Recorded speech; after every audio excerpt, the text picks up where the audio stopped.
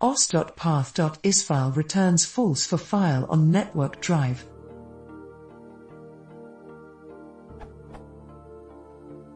I am trying to test if a file exists on the network drive using os.path.isfile, however it returns false even when the file is there. Any ideas why this might be, or any other methods I could use to check for this file? I am using Python 2.7 and Windows 10. This returns true as it should.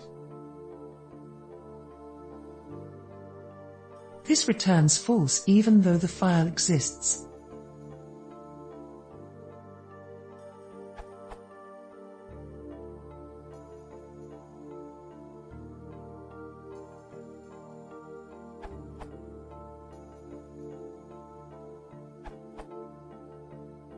From Python, this URL. The os.path module is always the path module suitable for the operating system Python is running on, and therefore usable for local paths. Trying using the full ONC path instead of the mapped drive.